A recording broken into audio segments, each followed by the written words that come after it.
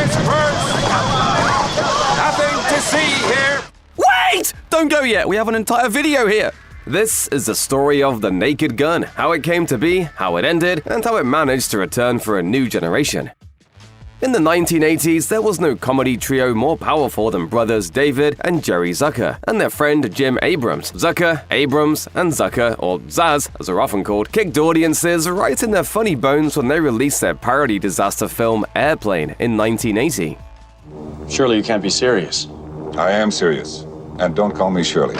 Airplane was funny in a way that few movies had ever managed to do before, so demand for more ZAZ was swift and strong. But instead of working on Airplane 2, the sequel, they decided to start with a clean slate. Inspired by the cop shows M Squad and The Felony Squad, ZAZ set their sights on making a movie following a station full of wacky officers. They'd have to settle for a TV series. ZAZ struck a deal with Paramount Pictures to produce 6 episodes of a parody procedural, and Airplane star Leslie Nielsen was brought on board to play the lead character. Together, ZAZ and Nielsen created a franchise that went on to change the comedy landscape forever. It all started with Police Squad. On March 4th, 1982, the world was introduced to Sergeant Frank Drebin, detective lieutenant at the law enforcement division known as Police Squad. Over the course of 6 episodes, Drebin travels around the city to solve crimes with little regard for those around him. We're sorry to bother you at a time like this, Mrs. Twice. We would have come earlier, but your husband wasn't dead then. Naturally, Drebin gets himself involved in all sorts of wacky and reckless plots, going undercover whenever the situation calls for it, and often when it doesn't. With Nielsen's deadpan delivery, witty wordplay, and rapid-fire gags, Police Squad was one of the funniest things on television during its short run. The show honed the distinct style of humor that ZAZ had become known for with Airplane, and many critics still consider it to be painfully ahead of its time. Unfortunately, like all shows that were ahead of their times, Police Squad wasn't properly appreciated when it actually came out. ABC cancelled it before more episodes could be produced, putting it on the track to cult classic status through reruns over the years. Thankfully, though, that wouldn't be the last the world would see of old Frank Drebin. Frank, when will people learn that crime doesn't pay? Well, I suppose if they do learn, we'll be out of a job. ZAZ kept moving forward after the cancellation of Police Squad, releasing the spy spoof Top Secret in 1984. And déjà vu. Have we not met before, monsieur? I don't think so. And the crime comedy Ruthless People in 1986. I thought you people were ruthless. After that, they pitched a project to Paramount that would bring back Frank Drebin for a cinema audience. The studio greenlit the project, meaning that ZAZ would get their cop movie after all. It was given the full title of The Naked Gun, from the Files of Police Squad. Obviously, Leslie Nielsen was always going to return, but most of the supporting roles from Police Squad were recast. Just as Nielsen had been known for serious roles before Airplane, ZAZ sought actors with minimal comedy experience. Oscar winner George Kennedy, known for his many crime and thriller movies, was chosen for the part of Captain Ed Hockin. As for Drebin's partner, Officer Nordberg, ZAZ decided that a former pro football player would be able to embody the questionably crooked cop. Thus, in a decision that no one would come to regret, Hall of Fame running back O.J. Simpson was picked. The cast was rounded out by Priscilla Presley as Drebin's love interest, Jane Spencer, giving the movie an offbeat romantic angle that was missing from the original series. Everything came together perfectly, and The Naked Gun premiered on December 2nd, 1988. The Naked Gun begins with a meeting of America's greatest enemies in Beirut as they try to formulate the next big terrorist plot. World leaders like Muammar Gaddafi, Ayatollah Khamenei, Fidel Castro, and even Mikhail Gorbachev discuss their plans to throw the United States into chaos, until a certain detective decides to show them what good old-fashioned American violence looks like. I'm Lieutenant Frank Drebin, Police Squad. And don't ever let me catch you guys in America. Drebin returns to Los Angeles when he's informed that Officer Nordberg is in critical condition from a bust gone wrong. He's also told that his wife left him. After heroin residue is found on Nordberg's jacket, Drebin realizes that his friend might just be the victim of a frame job. After Nordberg's account pushes Drebin in the direction of local mogul Vincent Ludwig, a meeting with the businessman yields no answers, although it does introduce him to Ludwig's beautiful assistant, Jane Spencer. Unfortunately, since Police Squad is busy providing security for Queen Elizabeth's visit visit to the city, he has just 24 hours to clear Nordberg's name on his own. Otherwise, the injured cop will lose his job and likely his freedom. It turns out that local business mogul Vincent Ludwig ordered Nordberg shot, and he's planning something even bigger. He has access to hypnotic technology that can compel people to commit heinous acts. The terrorist Pap Schmier, who was present in Beirut, gives Ludwig his next job, killing the Queen of England.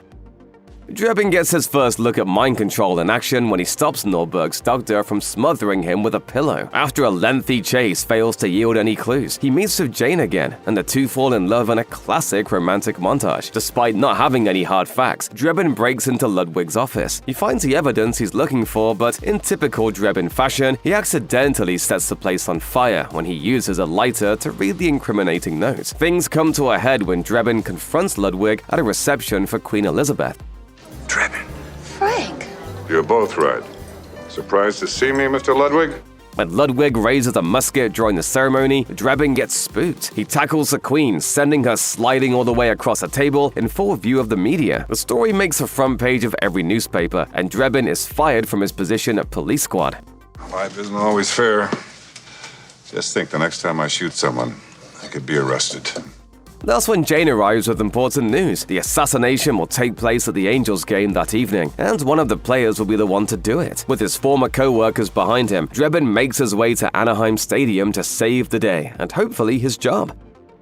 The final act of The Naked Gun features one of the wildest baseball games in comedy history. In order to get closer to the players, Drebin knocks out the opera singer scheduled to perform the national anthem, puts on his tuxedo, and walks out onto the field. Of course, this captures Ludwig's attention, so he has to take a different approach. As Drebin pats down players while dressed as an umpire, Ludwig activates his true assassin, right fielder Reggie Jackson. As Jackson gets ready to take a shot at his target, Drebin stops him by shooting a paralyzing dart at him. It misses and hits a woman in the stands, but she falls over the railing and pins Jackson down anyway. The queen is safe, but unfortunately, Jane isn't. Ludwig takes her hostage. Drebin makes his way up the stands to confront him, taking his own hostage before shooting Ludwig with another dart. You killed him! No. He's just stunned. He'll be all right in a couple of minutes. With the villain being very much dead, the day is saved, except that one of the marching band members steps on Ludwig's flattened corpse and accidentally activates his device, with Jane being affected this time around. Instead of the queen, she goes after Drebin, who professes his affection for her in an attempt to undo the hypnosis. I finally found someone I can love. Good, clean love. Without utensils. It finally works when Drebin proposes to Jane as the entire stadium watches. Frank is rehired by police squad and given a promotion, and Nordberg shows up to reveal that he's on the road to a full recovery. Barring any freak accidents, everyone's happy. The Naked Gun was a hit, making over $150 million on a $12 million budget. That's the kind of return that gets studios to talk about sequels. So The Naked Gun 2.5 The Smell of Fear was greenlit soon after and released in 1991. As the poster reads, Frank Drebin is back, just accept it. It's been 3 years since that fateful baseball game, and they've been tough for Drebin. Jane left him before their wedding, and he never actually got that promotion to captain that he was offered. It's not all bad though. He's invited to a White House dinner hosted by President George H.W. Bush as a reward for killing his 1,000th drug dealer. Yeah, in all honesty, the last two I backed over with my car. Luckily, they turned out to be drug dealers. Also present at the dinner is Dr. Albert Meinheimer, a genius scientist whom President Bush has put in charge of America's energy policy. He's also Jane's new boss, and when his institute is targeted by a mysterious bomber, it puts her back in contact with her old flame. How are the children? We didn't have any children. Oh, yes, of course. Unfortunately for Drebin, Jane has a new man in her life, oil executive Quentin Habsburg. Drebin is instantly suspicious of him, and he's right to be, because Habsburg is a member of a group of energy industry leaders who want to make sure the US stays dependent on fossil fuels. They were the ones who planted the bomb, and they've also kidnapped Dr. Meinheimer and replaced him with a perfect double to ensure that their ideal policies are enacted. After a wallet is found at the site of the bombing, Drebin, Nordberg, and Hocken ID the perp as one Hector Savage. They chase Savage to a house and a standoff ensues, but he escapes after Drebin drives a tank through the house and into the local zoo, freeing the animals. Nevertheless, they find a new key piece of evidence. The van the bomber drove is registered to Habsburg. When Drebin goes to confront Habsburg at a gala, he realizes that something is seriously amiss when Dr. Meinheimer doesn't recognize him at first. Savage's next move is to try and kill Jane in her apartment, but Drebin manages to take him down. He also gets Jane to realize that she's still in love with him. I ran away from you once. I can't do it again. Will you stay with me? Please. Drebin breaks into the warehouse where Dr. Meinheimer is being kept, only to be confronted and tied up by Habsburg and his cadre of polluters. Thankfully, he and the good doctor are soon extracted by the other members of Police Squad. Drebin, Nordberg, Hocken, and Dr. Meinheimer disguise themselves as a mariachi band to get into the press club dinner, where Dr. Meinheimer's double is set to announce a continued reliance on fossil fuels. They stop the faker, but Habsburg gets away with Jane as his hostage. They chase him to the top of the building, where the villain reveals his plan B, blowing up a nuke, killing everyone in the building. Any final requests, Lieutenant? Yes. Can I have the gun? Nordberg distracts Habsburg long enough to give Drebin the chance to disarm him and fight back. Hocken pushes Habsburg out the window. He survives a huge fall, only to get mauled to death by one of the lions that escaped from the zoo earlier. All that's left to do is disarm the bomb, which Drebin accidentally does when he trips over a wire and unplugs it. He declines a job offer from President Bush and proposes to Jane a second time, which she once again accepts.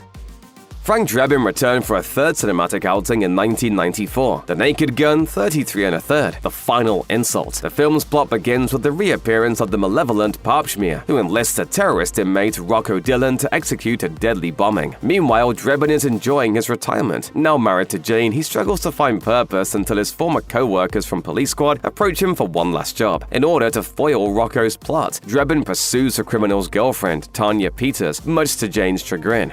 Now I know why Ed's been calling every half hour. You've been back on the case, haven't you? No.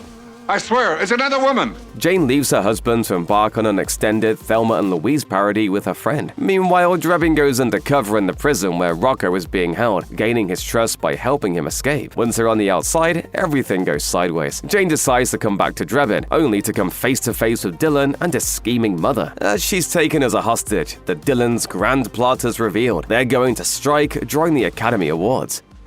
Dillon puts the bomb inside one of the envelopes at the Oscars, but unfortunately, he doesn't reveal which one. As Hollywood's brightest stars arrive on the red carpet, the clock is ticking while Drebin and Jane work to foil the attack. Drebin uses his tried and true strategy, using a disguise to get inside, then causing a massive disturbance. Thankfully for him and the rest of the Oscar attendees, Drebin's colleagues at Police Squad are watching the awards from the station. They make their way to the ceremony to provide backup once they notice Frank getting up to his usual shenanigans on TV.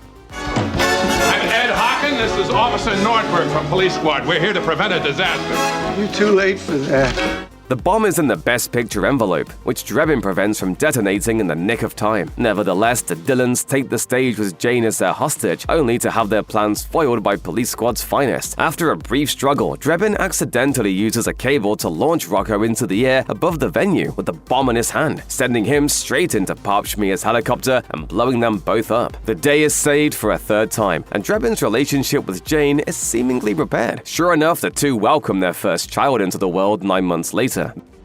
Sadly, the third Naked Gun movie marked an end to more than just the franchise. It was the last film that ZAZ ever produced as a trio, and even then they had hired Peter Segal to do the directing, as David Zucker had told Premiere Magazine as early as 1988.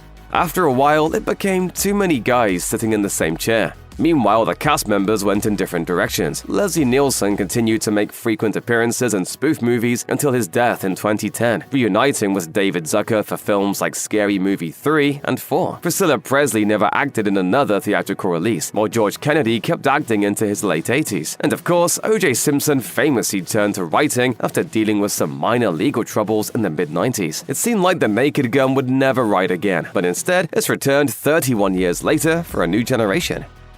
Hi, Daddy. It's me, Frank Jr. Love you. Hey, Dad. Boy, do I miss you.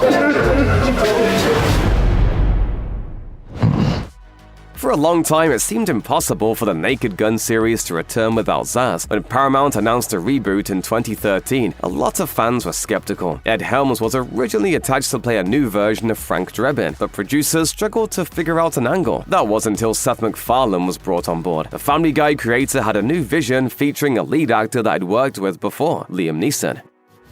Hey, I won't forget what you've done for me here today. I would prefer that you do. Neeson's deadpan stylings made him a no-brainer choice to carry on Nielsen's torch by playing Lieutenant Frank Drebin Jr., the son of Frank Drebin and Jane Spencer Drebin. That said, the new Naked Gun also needed a director. Just like the original, a member of an iconic comedy trio was chosen, Akiva Schaffer, who's best known as one-third of The Lonely Island. The comic, who had previously directed Hot Rod and Popstar, also co-wrote the reboot with Dan Greger and Doug Mand. With that, all the pieces were in place to bring back one of the most gut-busting franchises in movie history. When bringing back the Naked Gun, one of the most important things that the writers had to do was preserve the classic ZAZ style of humor. Thankfully, the trailers for the 2025 reboot make it clear that Frank Drebin Jr. knows exactly where he came from. Says you served 20 years for man's laughter. You mean manslaughter? Must have been quite the joke. Just like his dad, Drebin Jr. is an important member of Police Squad, known for his unorthodox methods. He combines the gritty violence of present-day cop cinema with the kind of slapstick gags the original trilogy was known for. If you're wondering why Drebin Jr. is played by a man in his 70s, despite having been born around 1994, it's because it's funny. Did you really expect the Naked Gun movies to have flawless continuity? When a beautiful woman played by Pamela Anderson asks Jr. to track down her brother's killer, he has to solve the case to stop Police Squad from being converted to a spirit Halloween. Please, take a chair. Thank you.